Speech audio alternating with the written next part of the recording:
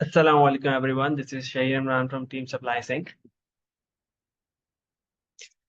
A little introduction about my FYP team. We were being led by Abdul Sohaib. Other members included Mehrab, Nada, and Samir, and Shahid myself. The purpose of our FYP was to partner with our industry partner Bagelry and optimize their supply chain issues. Some of the supply chain issues they were facing was overstocking and understocking, which was leading to lost profits, etc. So what we did was that we collaborated with different teams of theirs and we understood their issues and then we proposed a machine learning based solution. It was an LSTM model and we trained it on its data and then we generated the forecast based on that. And then we integrated this entire model as a plugin into Bagelry's Odoo server. Some of the benefits which did this was this enhanced the flow and this reduced the time made for each prediction and this also automated this entire process which was very cumbersome because this had to be done manually by their employees.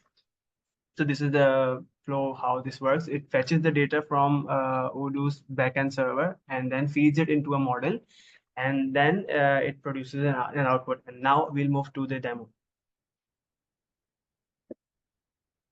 तो basically this is the Odoo home screen. ये हमारा plugin है जो install हुआ हुआ है. हमारे module की दो स्क्रीन्स थी. एक जहाँ पे हम फोरकास्टिंग की डिटेल्स दिखा सकें वो ये है और दूसरी जो थी वो हमारी मॉडल की जो कॉन्फ़िगरेशंस हैं जो हमें सेट करनी है कि हम अपनी डेटा को किस डेट से किस डेट तक ट्रेन करवा रहे हैं वो हम यूज़र यहाँ से सेट कर सकता है. तो basically as you can see के फोरकास्टेड क्वांटिटी पीरियड और रैंक शुरू में जीरो आ रहे हैं क्योंकि ये चीज अभी कोई मॉडल रन नहीं हुआ हुआ है. तो ये बिल्कुल इनिशियल डेटा है जो बैगलरी की डेटा से फैच होके आ रही है. तो जब हम मॉडल रन करेंगे तो वो इस डेटा पे ट्रेन होके पूरा इस तरह इस फॉर्मेट में आउटपुट देगा. हमारा कोड बेसिकली ये करता है कि जब हम रन मॉडल करते हैं तो एक पिकल फाइल स्टोर हो जाती है. और जब हम ट्रेन करते हैं मॉडल को तो एक पिकल फाइल सेव हो जाती है और फिर हम जब रन करते हैं तो यही पिकल फाइल बाद में यूज़ हो जाती है. तो बस बेसिकली हमें करना ये होता है कि हम पहले आते हैं और कॉन्फ़िग को लोड करते हैं जो हमने डेटा की जो डेट सेट सेट की हैं और ये हमारे मॉडल में पास हो जाती है. अब बस मैं सिंपली एक मॉडल को रन करूँगा.